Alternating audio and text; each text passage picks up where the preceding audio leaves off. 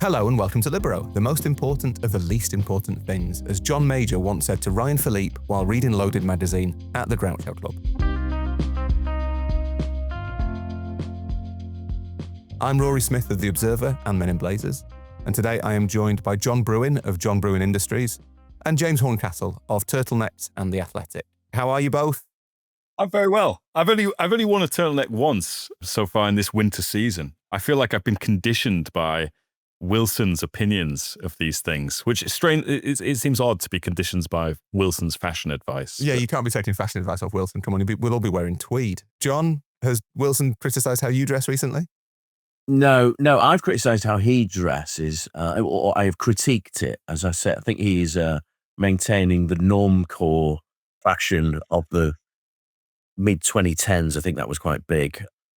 I spotted that one a bit myself at the time, but Wilson's kept the fire burning. A bit embarrassing. We bought the same shirt once, and that was, I thought, I'll have to have a word with myself there. Speaking of clothes, actually, this is an unintended segue. Horny, have you packed? No, I don't. I packed last minute. I'm pretty good, but this is about going to the States for World Cup draw shenanigans.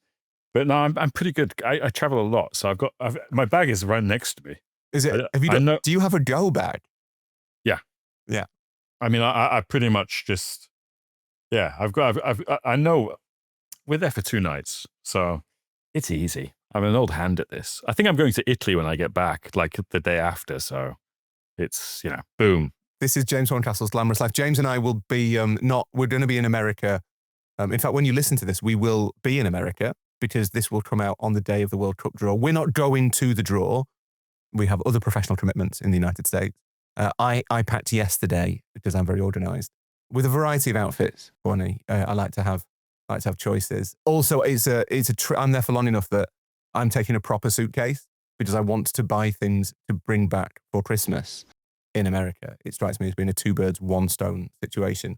But it is the World Cup draw on Friday, which I will confess to being quite excited about. I think I quite like a draw, and I especially quite like a World Cup draw. It makes it feel real. Is that hopelessly naive of me? No, I mean, I like a draw too. I mean, this promises to be probably the most unpredictable draw as well. Not in terms of, we know the teams that are in it, but like what's going to go on at the draw itself. And, whether President Donald Trump is going to be reaching for balls and saying, Curacao.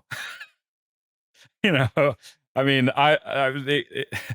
and also I just wonder if there'll be any nods to sort of past draws where we recently watched the Spain 1982 World Cup draw, and that seemed to have tombolas the kind of size of human hamster wheels with lots of Spanish Catholic school children. Sort of, it was very odd. So I'm curious to see how odd this is going to be. I've been trying to work out so for the 94 World Cup draw, which was also in the States, they had like Robin Williams and Faye Dunaway and various other kind of 90s celebrities. And I'm trying to work out who the equivalents are for 2025. And all I can think is that every single one of them, the modern equivalent is I Show Speed. So who's our generation's Robin Williams? I Show Speed. Who's our generation's Faye Dunaway? I Show Speed. I was going to say Anne Hathaway for Faye Dunaway because she's such a committed Arsenal fan. Maybe she would be there. Because Faye Dunaway, even in 1994, it's like, how many years is that removed from Chinatown? Like, I mean, it's that's an odd one. I wonder what, Sepp Blatter's like saying, have we sent the invite to Faye Dunaway? Like, what's... It feels like maybe they didn't get their first choice booking in 1994, I would say. John, you're more cynical than me and Horny. We are Gianni Juices. How do you feel about the World Cup draw?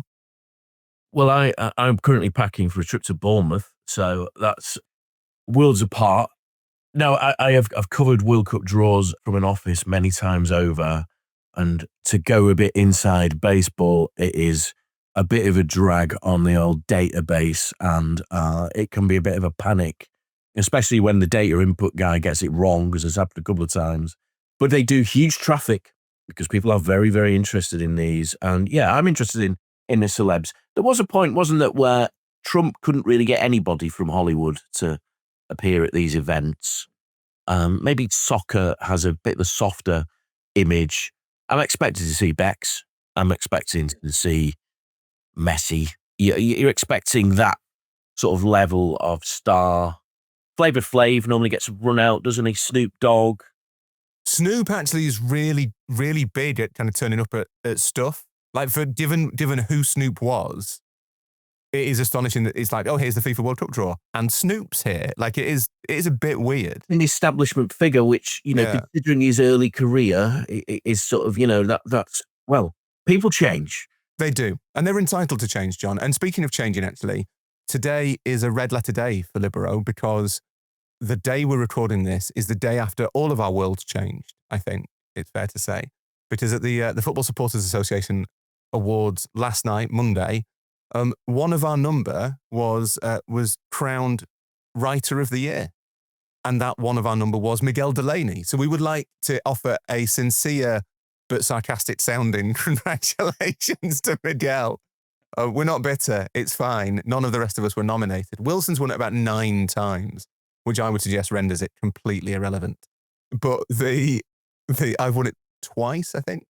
Miguel really deserves it. Like, we take the piss out of Miguel a lot, but he is a brilliant journalist. He is someone we regard as an acquaintance, and we're really pleased for him, aren't we? Absolutely, yeah. He deserves it. He really wanted it, I think it's fair to say, even though he tried to say that he didn't mind. He sort of reveled in the fact he'd lost in the past, the line, he took it from our friend Dion Fanning, nominated 3 times, 3-time loser, which I always think was a great line. Well, unfortunately, Miguel is a winner now. So, yeah, and it's nice to surround yourself with winners. I didn't know you'd won it twice, Rory, so well done you, Rory. I've definitely won it once. I might be lying it twice, but I have won it before, and it does mean a lot. Like, it sounds really cheesy, but, it's voted for by fans, and it means people are reading your work, which is really nice. And look, Miguel is, a man who is impossible to do anything with, because he's constantly going to the toilet, but he is that makes it sound.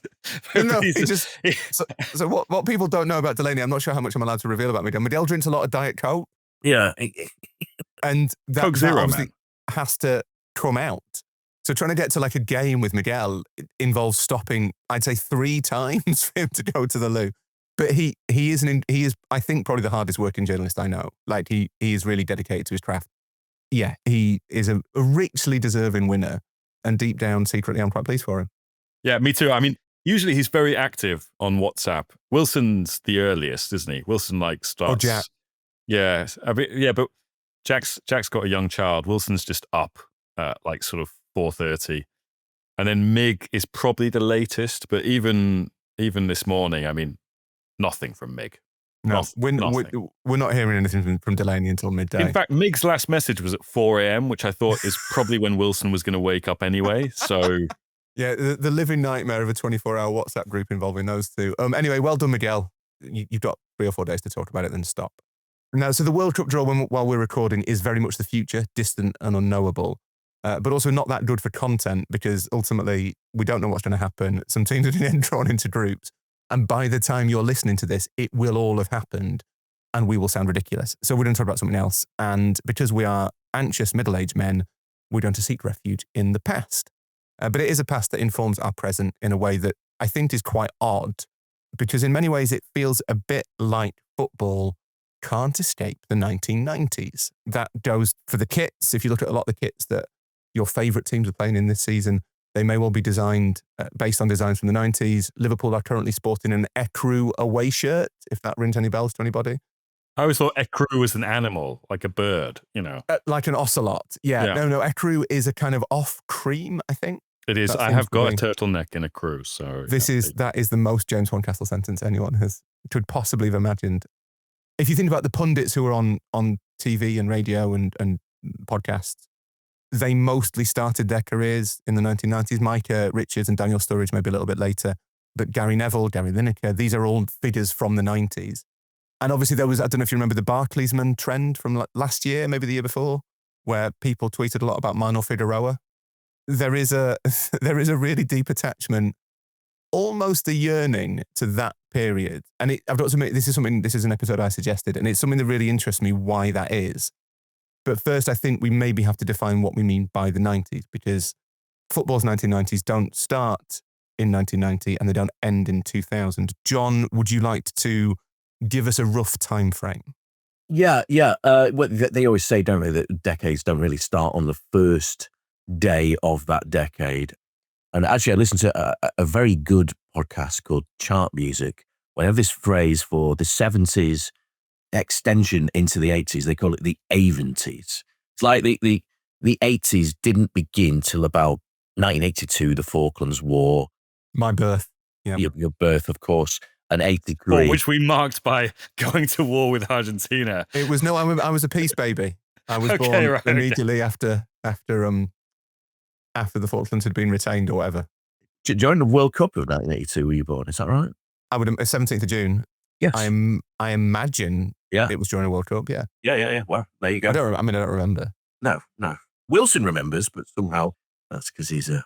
Oh, he's got his story about wanting to watch a game, hasn't he? The 82 World Cup. I've heard that about 5 times. Anyway, when did 80s football stop? Well, I think we're at some sort of year zero, aren't we, of the 1992-93 season. That the 90s began. Like the final 2 seasons or 3 seasons of the Football League as was are still 1980s football. And then we move into this whole new ball game, as Sky called it, and the 90s began. And culturally, you could almost say that the 90s began in the late 80s with Acid House, with the Stone Roses. I've got the T-shirt on today. And football was a little bit slower to catch up. But eventually football, by the mid-90s, and it happened quite quickly, became a big part of culture in a way that it was an outlier. It was, well, we've talked about it before on the pod, this, the enemy within, this idea of it being an outsider's game, despite its relative popularity. Suddenly it became something that politicians try to be trendy. Started, the famous Kevin Keegan, Tony Blair set piece of headers. Tony Blair quite good at the old head tennis, by the way.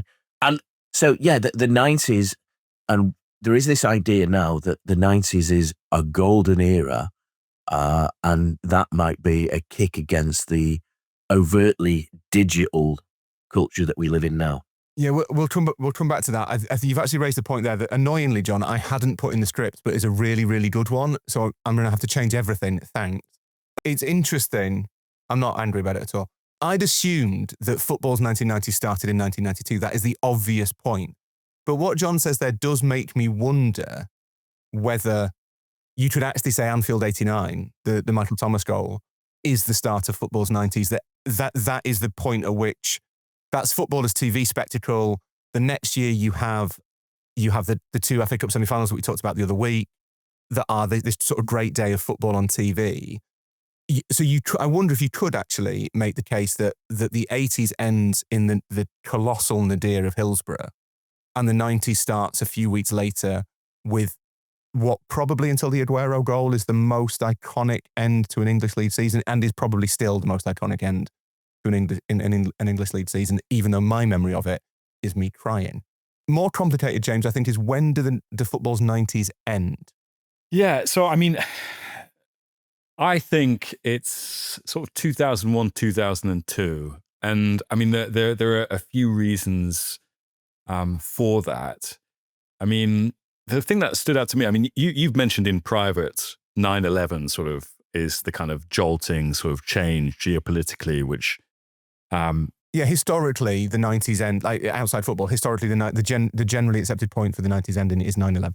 Yeah, and I think actually a month later, you have the release of the iPod as well, which for me kind of, the iPod then evolves into the iPhone. We get the internet on our phones, we get social media on our phones, and all of a sudden we become online all the time in a way that we were not in the 90s. In the 90s, we had the internet, but we were connected, but we were certainly not as connected as we are now. I yearn for the days of MSN Messenger. Yeah, I spent 2000 and 2001 in South America, and I had to go to an internet cafe to find out what was happening in football. There was no, I didn't travel with a laptop, didn't have a phone. Like, you went to an internet cafe to figure out what was going on. I agree that the iPod is very much not a 1990s piece of technology. No, and sort of certainly beginning of the 90s, people still using sort of tapes, then CDs, and then mini discs. What a time to be alive that was. Doing your mixtape on a mini disc. Didn't last long. I mean, from a football point of view, for me, I mean, it's sort of like Channel 4, really. So it's the end of Gazzetta Football Italia, 2001, when Roma win the league. And a year later, it's the end of Big Breakfast. Second mention of Big Breakfast on the Libero podcast. And then the 90s is done. And I also think from a football point of view, for me, it's when Adriano signs for Inter, which sort of, Adriano is a very 2000s striker in a way that sort of Ronaldo, even though his sort of career moved into the first decade of the 2000s and was still going, sort of the best of Ronaldo had already been seen in the late 90s. And then you have this kind of Ronaldo that's been made in a lab, Adriano, who's sort of bigger, stronger, and that sort of thing. Obviously doesn't have the career he should have done. But for me, Adriano being a kind of, there's something wrapped up in Pro Evo, sort of moving us from the 90s into the 2000s. So I had a couple of ones that I wanted to sort of pitch, but I'm wondering if one of them's too late. So Mourinho winning the Champions League and moving to Chelsea, or even the Mourinho run down the touchline at Old Trafford.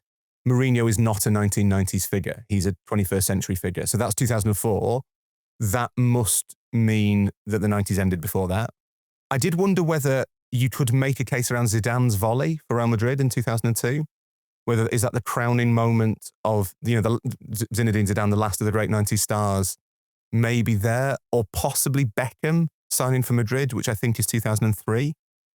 It feels like it's in that area, which is helpful because one of the things that kind of inspired this subject is Saipan. Saipan, I think, is really interesting being in WhatsApp groups with Miguel, a famous Irishman when he wants to be, around the release of Saipan, because to us, I think Saipan is a famous story that we were interested in and had a massive impact in Britain. Like, people were aware of it. Roy Keane was the captain of the biggest club in the world at the time.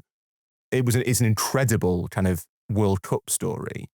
But in Ireland, I think we really misunderstand how seismic it was. Like, it's a generation defining. Roisin Lanigan, who writes for The Observer, wrote a column on this. Like, it divided the country. It's like a generation defining thing.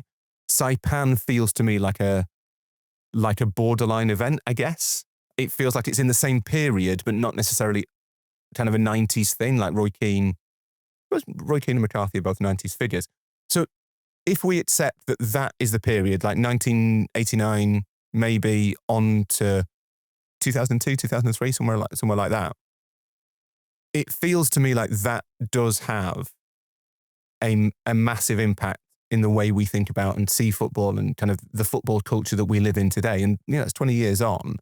And John, what you said I thought was really interesting about football becoming part of culture in the 90s. Do you think that's what it is, that was the first time in that kind of 14-year period that football sat at the centre of our culture? Is that why it has such a legacy? Funny enough, I think it had sat at the centre of culture in the 60s, but weirdly enough, in terms of working class culture, but in terms of those who defined the 1960s, there's a book by John Savage, who is a very famous music writer and journalist, who famously wrote a book about 1976, the punk revolution, but he wrote a book about 1966, and England winning the World Cup receives half a sentence in a book about 1966, this flourishing of Britain, or London, essentially, as like the core of the world's culture, with Terence Stamp, Julie Christie, the Rolling Stones, the Beatles, all this stuff. Yet, what most people in this country remember 1966 for is barely mentioned in it. And by 30 years later, what do most people remember 1996 for? Well, it might be Oasis playing at Nebworth, but it's mostly Euro 96. And remember, in those deep and dark times during the COVID lockdown, television companies decided the way to make us all feel better was to show Euro 96 on permanent rotation. It didn't work for me as a panacea for the misery and loneliness, I have to say. But it was interesting that this scene as this great, almost like coming out of a football. And, we could have a lengthy debate over whether Euro 96 was as rosy a picture as it is painted now. But suddenly it felt right at the core of, Radio 1 DJs are talking about football. Radio 1 DJs did not talk about football in 1982. It was suddenly everywhere. A pop star had to declare their football leanings. You had intellectuals, like Julian Barnes would suddenly write about football. Oh yeah, Martin Amis about the 1999. Yeah. Yeah, and suddenly football is at the heart of, the word is always used, zeitgeist, isn't it? And maybe it's the blending though, John, isn't it? So Sgt. Pepper's is 66, isn't it? 67.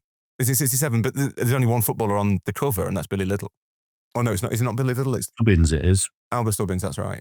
Those worlds felt separate in the 60s. I mean, there's still a bit of mystery about whether any of the Beatles liked football, and if they did like football, who they supported. There are pictures of Paul McCartney at the 1968 FA Cup final between Everton and West Brom, which West Brom won.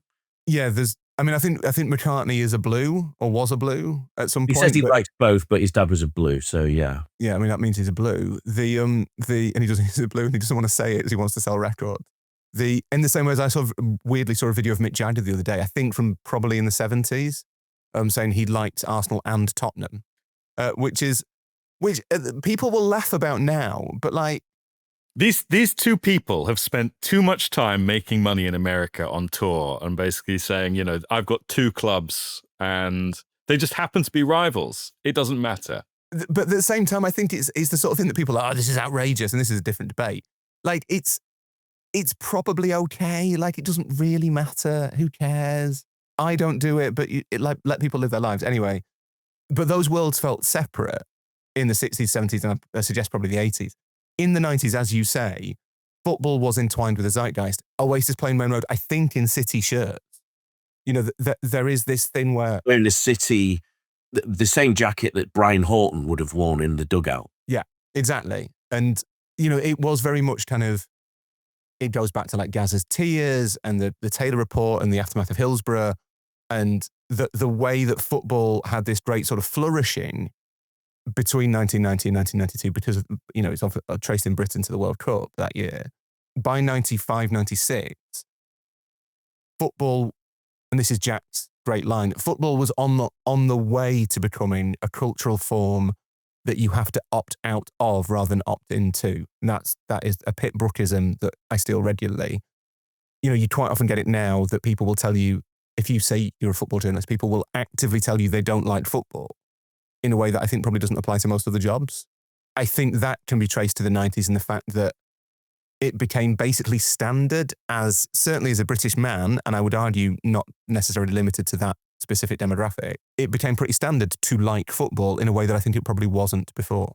Not to retread on last week's pod about TV, TV is such a big part of this, with Sky buying the rights to this rogue breakaway league called the Premier League, which actively kind of tries to consciously uncouple from the Football League, rebrand itself, new trophy, sort of almost trying to bring elements of culture into it, sort of Simple Minds doing the kind of, was it Simple Minds who did the Sky, Alive and Kicking. Alive and Kicking, boom.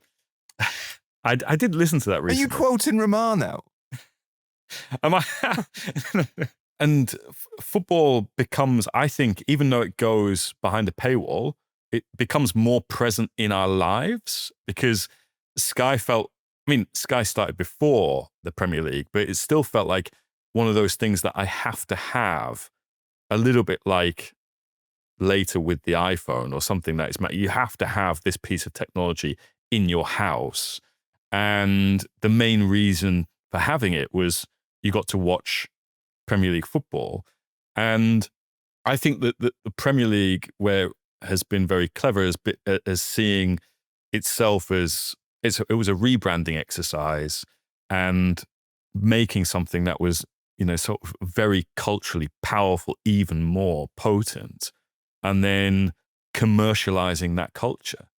Let's not forget the environment that we're in at that time as well, where, there is relative sort of prosperity, certainly compared with the economic times we live in at the moment. There's a feel-good factor as well. And that is sort of, when Labour come to power in 1997, I'm not going to dwell on New Labour, but this kind of co-option of culture, Britpop, Cool Britannia, all of that, I think, sort of rolls into one, which creates a very powerful moment. I think the only thing that you can think about that's comparable really is what we had in the 60s. It's an extremely sort of powerful moment that we return to. I think, when you brought up Euro 96 and sort of or Oasis playing at Main Road, I think one of the things that keeps bringing us back to the 90s is that, sort of English or British football journalists have to keep explaining to the world the real meaning behind Three Lions by the lightning seeds.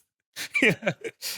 I think the difference, Horny, is that, and this will annoy Wilson to have his friend and rival, Dominic Sandbrook, quoted on the podcast. But Sandbrook's big thing is always that, like, high culture history is really different to normal people's history. That, most people, and my mum and dad always said this to me as well, that most people in the 60s were just at work.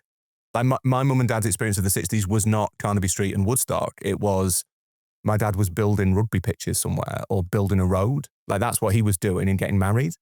And I think that's forgotten. I think the difference in the 90s is, and this sounds really snobby, not meant to, but like, it's the flourishing of working class culture. It's ground up culture. What grew out of acid house and rave culture, plus the kind of music of Manchester, that suddenly becomes Britpop, and that becomes the defining cultural form.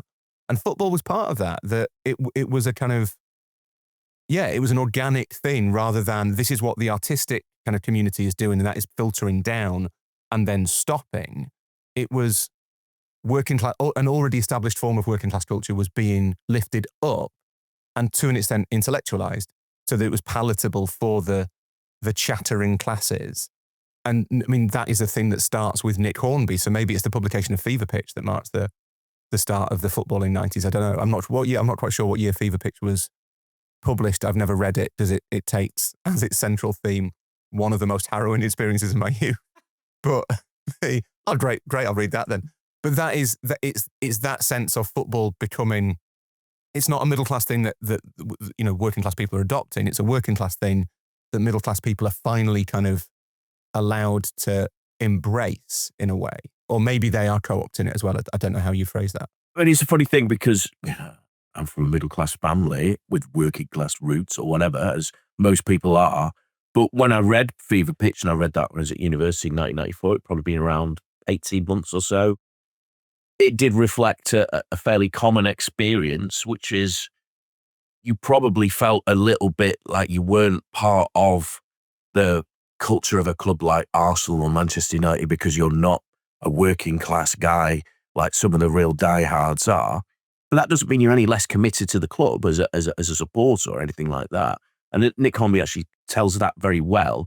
And the obsessions and that you have as a supporter, he really nails that.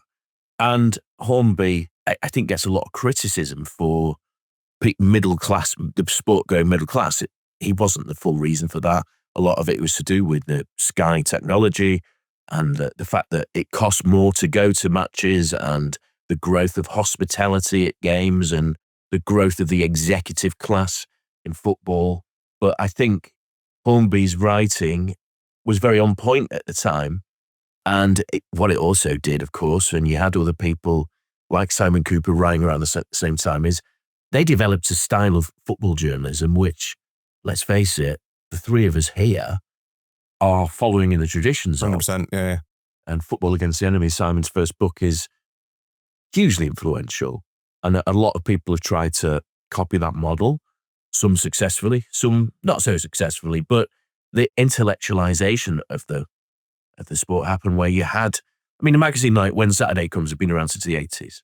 You had 442, which back in the 90s was a bit more aimed at a more higher brow audience than maybe it is now, and it wasn't as glossy, was it? Like 442's become gone down that kind of GQE route where it's a lot of it is about who's advertising. Whereas I remember it being much more kind of punchy in the 90s.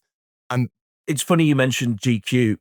Also in the 90s, suddenly football had people who were marketable stars who could look good in a suit in GQ. Eric Cantona, some of the Liverpool players of the time. Suddenly you've got Gianluca Vialli or someone coming over, Italian style. And the introduction of foreign play is also a big part of the changing of the 90s culture.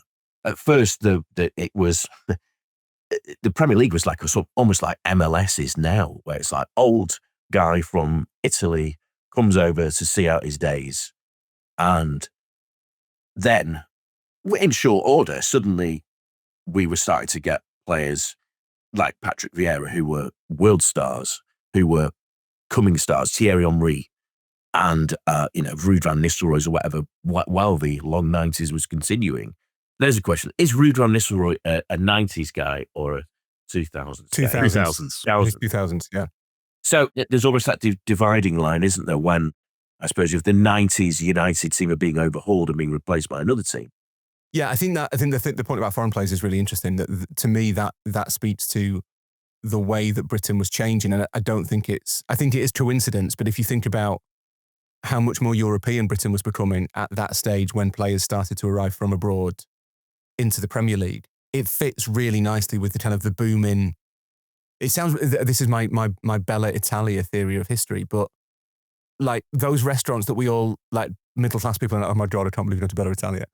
They're hugely sociologically important because they democratized eating out. Like before that, it was like white tablecloth and fine dining. Whereas suddenly in the 90s, you get kind of Italian cuisine that maybe Italians wouldn't recognize as Italian cuisine. And I'm sure Horny is very snobby about. But they were suddenly affordable to quite a lot more people than they would have been previously. It was a thing that you did.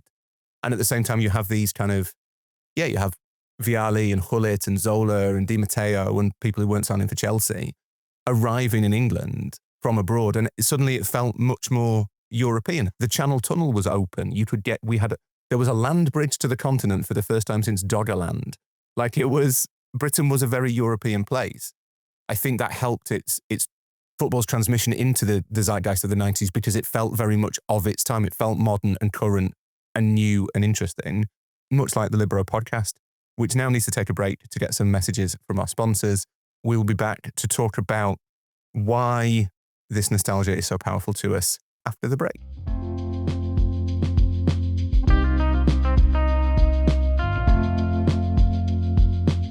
Welcome back. We are talking about the 1990s.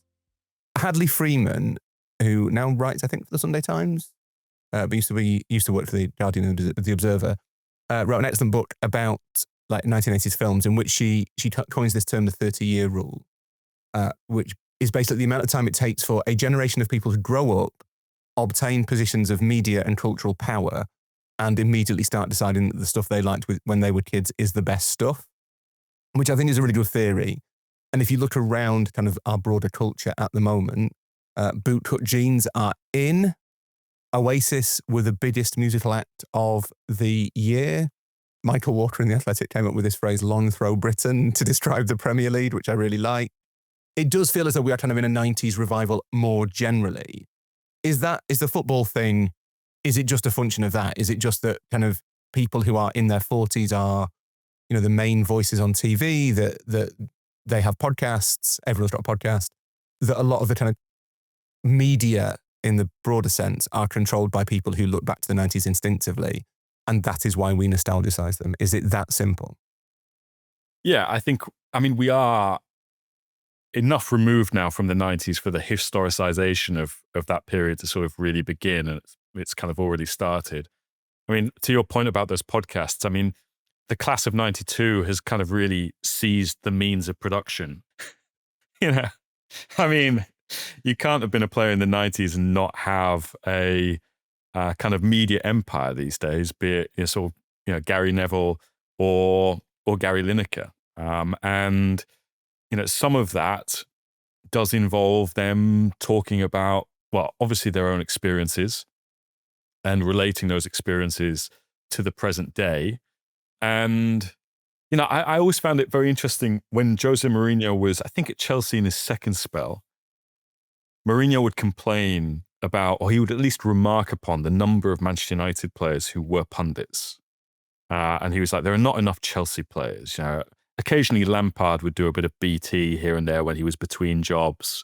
But, you know, John Terry's had to basically go to Qatar to do TV. So you do have layer upon layer of Man United players who were talking about what it was like to be a Man United player at the 90s to describe how bad Man United are in this decade. And given United were such the dominant team of the 90s and how bad they've been, it does feel like that. When we're not talking about how bad Liverpool have been for the last, you know, sort of 2 or 3 months, we're talking about Man United over and over and over again, which I do think, given the voices involved and given what they stood for back then, it always brings us back. It's always bringing us back. The thing is, James, back in the 90s itself, it felt as Liverpool went through their own slump, there was a huge queue of ex-Liverpool players ready to say, you know, I used to listen to, you could get Radio City where I was, and I would tune in on an evening when Liverpool had lost, just for the sheer interest. That is the 90s equivalent of people tuning into AFTV after an Arsenal Yeah, defeat. It really is, yeah. It really is, yeah. So Ian St. John, post St. and Greaves, it would be on there, and it would be, that's no Liverpool team, sort of stuff like that. And, you know, and it was, and you would have that with, you know, Tomo on Sky and, you know, Alan Hansen on the BBC. Lauro. Lawrence with that sort of Mavis Riley sort of disposition that he had, you know, I don't really know. And it was just this, you know, Liverpool players have talked about this, haven't they? They've talked about, of the time, Simon Hughes wrote a very good book about them, about how it was difficult because everywhere you looked, there was an ex-Liverpool player digging you out. And I wonder, and we don't know because, you know, the Manchester United team of 2025 they're so far removed from the public, far more removed than people are. And we don't really know what their views are, but occasionally there might be a little bit of a kickback to say, what all these lads, you know, Scholesy, Butty, you know, Gary Neville, Roy Keane, are all laying in there. You know, Harry Maguire got untold trouble from Roy Keane, for which, to be fair to Roy Keane, he has said, all right, I went a bit too far there. But so the Manchester United players are living in this soap opera born of the 1990s. It's like cast of Coronation Street in 1990s having to deal with, you know, the younger Ken Barlow, Martha Longhurst and Minnie Caldwell. It's like this weird, everything is retro and we are reliving the 90s every time we switch on YouTube. Yeah, well, there is an idea now, again, outside football, that we no longer, and for some time haven't created any original culture, that everything is inherently derivative. If you look at music, everything is sampling and based on stuff that has already been done. John, you will know much more about that than me. And it does feel to me at times as though it's a little bit odd. I'm not trying to cost anyone any work here, but like Shearer is actually the one that is the clearest example, who I think Alan Shearer is a really good pundit. Like, he's good at what he does. There was always a lot of criticism initially that he wasn't especially fascinating, but I think he's obviously really worked at it and is now one of the most interesting voices quite often. But I think you probably have to be, 30 at least to remember Alan Shearer as a player? Does he retire in about 2006? 2006, his final game was against Sunderland, yeah. So. Depressingly almost 20 years ago. So if you're 26, 27, you might just about remember him as a player. But that's a whole generation of fans who have no idea. Remember the Alan Shearer, who was a brilliant footballer. But it's the same with Neville. That day when his West Brom was 2011? And so that's 14 years since Gary Neville retired. That's quite a long time. He was relatively young when he retired. It does seem slightly strange to me that there isn't any real sense that any of these voices are irrelevant. You know, you see I'm not saying they are, but like TV companies will try and bring through younger pundits, and Micah obviously is probably the most successful of them. I think Daniel Sturridge is a really, really good observer of football, and he's an excellent television presence. And those two things are very rare to find at the same time. Daniel Sturridge has a real kind of, he's a star in the making. But it is weird that so many of these voices are you used to have complaints about Souness maybe 20 years ago. It would be like, well, Graham Souness is harking back to a form of the game that is no longer relevant. A man for whom the most important characteristic in any team performance was like leadership and grit and bite. And you think, well, that's all very well and good, Graham, but the managers probably aren't asking them to do that. Like no one requires a 2-footed thunderer at this point. The game has changed, and it's interesting that it doesn't feel like that's happened to this generation of pundits. And I wonder whether that's because the 90s still occupy such an outsized role in our imaginations that they feel much more current than possibly they might. I don't know if you saw recently that the BBC re-released, I did a piece about this for The Guardian, re-released a documentary or a discussion programme, almost like a Kilroy-style discussion from 1993 about the start of the Premier League and had some very familiar faces in it. And one of the faces they had was Malcolm Allison. Now, if you are much older than us, or Malcolm Allison was a huge figure in the 1970s and early 80s. But by 1993, Malcolm Allison looks like, and when he's chatting, he's talking like someone from the mid 20th century. And this idea of the long 90s actually is, the phrase comes from Japan, doesn't it? The Japanese, but Japan in the 1980s, microelectronics dominated the world. It became the world's biggest economy. And then it had this idea of stagnation, and they're still living out this long 90s.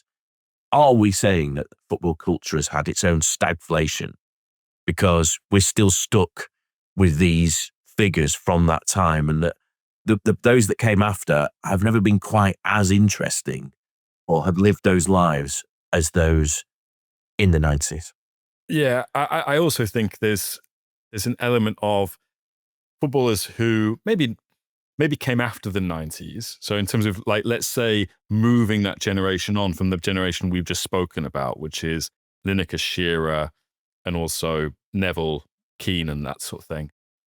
A lot of those players have made, in that generation that came after, have made significantly more money and don't either have the inclination to go into punditry or the need to go into punditry in a way that in the past, in a sort of 70s, 80s, and 90s, in order to keep going, they're all the famous things. You buy a pub, at the end of your career, or you go into coaching, or you move into punditry. Now, you're in such a different stratosphere if you've earned well and you've been a Premier League regular for, let's say, 10 or 15 years in the 2000s, that, it's not really worth your time, unless you really feel that you've got something to say, which Neville clearly does. Neville really feels like he's got a number of things to say on a wide range of things. And so I think that's, to Rory's point there about these guys don't feel irrelevant, even though they are maybe removed 13, 14, or even longer from when they were playing. You have to give them credit for moving sort of with the times, at least in the platforms on which they talk. Like the overlap is a YouTube. Oh, the overlap. As a technological thing, the overlap is incredibly far-sighted. Like, it's really smart. And I'd say that you could say the same about the way they cover it. Like, Libero listener Jamie Carragher has made a point of always being across kind of the most kind of current ways of discussing football. Like, I don't know whether Carragher is like a massive believer in data, but he understands it and he knows how to talk about it. And he knows that there's a section of the audience that wants that. He's not saying, oh, well, all this, this XG stuff's ridiculous. I remember... Is he saying leave the 90s before the 90s leave you? Leave the 90s before the 90s leave you. That is Jamie Carragher's principle. I remember seeing a PPDA stat that, that is fairly in the weeds stuff. Like, there'd be lots of people who are like data believers who don't really kind of, it's not like XG. It's not the sort of thing you can instinctively understand. It's quite complex. And Carragher getting that on Sky Sports, that's a big thing. And I think they have made themselves, maybe it's because, we are all, if you look at pictures of footballers from the 70s, the 33-year-olds are all completely bald and they've got big moustaches and they look like they've smoked 40 a day for 10 years. We don't age in the same way generally now in football or outside football. Maybe their continued relevance is a product of that that they look younger, they're in better shape, they're well dressed. You know, they're better. I mean, God knows what Gary Neville's skin routine is, but it's working for them. You know, they're all drinking a lot of Huel. It's they are younger in spirit, and that maybe keeps them younger in mind. But there is one other thing that I want to touch on. I think this is really interesting. The other thing is they are more rounded characters in our imagination, players of that generation, than modern players. Horny, you're completely right. They've all got so much more money now that they don't have to work. If they've saved it, they've been sensible, they can go and launch their property empires, or they can go into, you know, whatever. They can be businessmen, which is what a lot of them want to be. But that generation of players they feel more real, they feel more authentic. And I think that's the real appeal of the 90s. It's why you see the shirts in the stands that are kind of worn almost like rings of a tree to show your years of service. Football in the 90s falls in this gap where it is old and more authentic, and it's kind of pre-full commercialization. It's not as corporate, it's not as cynical, it's not as smooth as sleek. It feels more real and more gritty, but it's not. Yeah, and it doesn't have VAR and financial fair play and all the things that complicate our experience of football. It feels simpler because you don't have to know about accountancy and, you know, the machinations of private equity, and you don't have to have a view on the Saudi human rights records to enjoy it. But at the same time, it's not Wilson era football. It's not black and white, you know, 2-3-5 WM. It's not kind of the distant past. It feels like the structures of it are the same. It's still the Premier League, still the Champions League, but it feels much more, I don't know, like wholesome almost. It's not being transformed into the business of football that has now taken over. I wanted to ask James, actually, is this the same in Italy? Is that the case? Is there a lost generation of Italian pundits that that made enough money in the 2000s that we don't see them? What's Gianluca Zambrotta doing? They do these Legends games where they go to China, they go wherever, and increasingly now it's footballers going on a world paddle tour, and that's something that Totti does. I mean, there's an upper echelon, I would say, of Hall of Fame players, be it Alessandro Del Piero, Francesco Totti, who clearly don't need to do it. Del Piero occasionally, does CBS, occasionally does Sky Italia, but is still making money from endorsement deals. So he's like an Arnold Palmer type of thing, yeah. You can duck in and dive out. You can pick your moments. I would say particularly during lockdown, you had like Christian Vieri, Nicola Ventola, Lele Adani. So I mean, Vieri, obviously the big box office person there, really sort of pushing the envelope when it came to starting a kind of quite rough and ready YouTube channel, which was essentially just him on Zoom with Ronaldo, a Fenomeno one day, Maldini another day, Fabio Cannavaro the other day, and putting that stuff out. It's slightly different. I tend to think now maybe our yearning for the 90s, or nostalgia for the 90s is, I've floated this theory about how the Premier League in the late 2000s is like Serie A in the 90s, where a lot of things that maybe left some fans and people disaffected from football in Italy in the 90s are starting to happen here. And certainly in terms of the sort of spectacle that we're seeing, where the teams are almost too rich, have too many good players and too many good coaches, and they cancel each other out. And ultimately the entertainment diminishes, even though everyone acknowledges it's more competitive than it's ever been, and that's Premier League in 2025 is Serie A in the 90s, really. But you mentioned the Legends games, James, and I did a TNT thing with the TNT gig that we seem to alternate actually with Steve McManaman, and he was saying that he'd been asked to play in there's this like roving tour of Real Barcelona Legends games, and that didn't surprise me, but I would have assumed they took place largely in Spain. But I think that the one that he'd been asked to play in was in Puerto Rico or El Salvador or somewhere. It was somewhere really it was Central America-y, and it seemed unlikely to me. And I remember talking to him and saying, look, the place that it can't have been Puerto Rico. It must have been El Salvador or Honduras or Nicaragua. And thinking that's quite a dangerous place to send a load of footballers into. And he's like, yeah, we don't really go anywhere. They just fly in, play the game, fly out, and it's always the same characters. And some will do a few dates a year. Some are literally always there. It's like their permanent job, like being a former Real Madrid player, which I think is fascinating. And in Italy, of course, you have Operazione Nostalgia, which is the phenomenon, which I think is independent of kind of these 3 games a year, where they get kind of all these figures from the 90s, from that, Giuseppe Favali will play. Wow. And they sell out, and they sell out. I think the last one was in Salerno. It was in Calabria. Oh, Calabria. But yeah, and Gianni Infantino showed up because Gianni has really lent on this model, really, to give him legitimacy and credibility within, project that as FIFA president. Surround yourself by legends more than anybody else. And he was at that Operazione Nostalgia game in Calabria.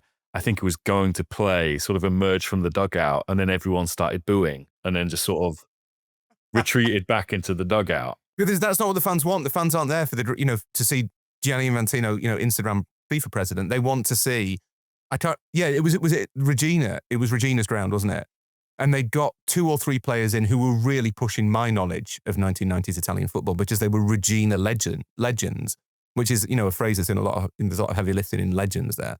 Nakamura played there, literally playing to the crowd, and they are there because they want to see Paolo Negro and these sorts of heroes of yesteryear who maybe weren't Lazio defenders. I don't know why I'm stuck on Lazio defenders, but they are there to relive their moment. And I guess in Italy, because of what Italian football was then compared to what it is now, my guess is that would make that nostalgia even more potent.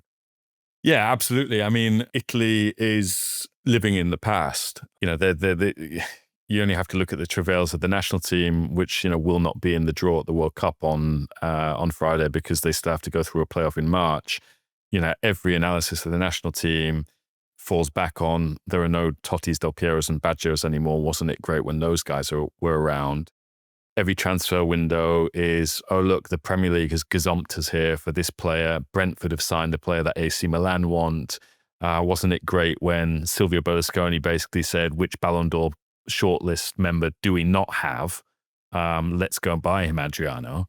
Italian football from 1987 to 2007 was ahead of its time in many ways, so far ahead that so far in the future, it didn't have to think about a present in which it would be living in the past. But yeah, sort of that's where it is now. And it's the kind of cautionary tale for the Premier League, even though the Premier League finds itself in such a financially resilient position commercially and from an ownership point of view, that I don't think it will go through what Serie A has gone through over the last 10 or 15 years. So it's odd. I mean, yeah, Italy, obviously, anyone who's been around Italy, apart from in Milan, will see that nowhere has really regenerated, because you can't really sort of do a regeneration project in Florence when you've got Santa Maria Novella there or Santa Croce here, and you can't move on from the past. It's much more present in a way that it just isn't here in England. But I do wonder with the 90s in England as well. I mean, we touched upon it. It was a time when there was no VAR. There was a time when there was no FFP, PSR, all the acronyms. You do look at that and think, is it a yearning for a more innocent time? Is it also sort of like more relatable in the 90s in that, some of the sponsors on the shirts, Thistle Hotels, or McEwen's and that sort of thing. Budget hotels and lager. That's what football shirts. Thistle Hotels and lager. And like, if it was an owner who came in and basically bankrolled a club to winning the league, it was, a local boy named Good at Blackburn who basically, who did that. And so I wonder if it's also a kind of reflection on how disconnected people feel at the moment from owners who don't understand our game, the Barclays. And I wonder as well whether it was simpler. Like it doesn't, like we touched on this a little bit before, but like it's not just that you didn't have to have like a basic grasp of accountancy to understand the transfer market, but also it didn't feel as toxic. It wasn't as all-consuming. It wasn't so inescapable. You could look at. I mean, it's impossible to separate whether it's just because I was younger or because it was different. But it felt as though it didn't it wasn't, because it wasn't as central to the culture, it was still reaching that point. It wasn't kind of quite so dominant in people's lives. Like I don't know how many people, had Twitter existed then, would have put the name of the club they support as the first thing in their bio. Yeah, you could switch it off at that time. You know, Saturday was when football happened. Occasionally your team might play on a Sunday or even Monday. And if your team had won the league, it played in the Champions League. But that was it, really. And you could get on with other parts of life. Now, football is a lifestyle. It's something that is a part of people's, if not their identity in real life, their social media identity. And it's something we talked about before. The thing with the 90s, and it's, you know, you have the Acid House, Manchester United away shirt and stuff like that, is people are trying to sell that back to you. And they're selling that identity because the identities were forged in that era. They're selling it back to you and it's become commodified. And how often have we said the word commodified in Libero podcasts? And this is reaching the point where I feel like we're very much part of the problem, because we've just done like an hour-long podcast about the 1990s, in which we've talked about how the issue is that you just can't escape football. So that should probably be the point at which we stop. I found that I think there's loads more to say. I think that point about the commodification of that identity, but also how central that identity has become is something we will probably try and explore at a later date. But for now, James, thank you for your time. I will see you in the United States of America. John, enjoyed Bournemouth. I always do. Pack well. Always have a go back.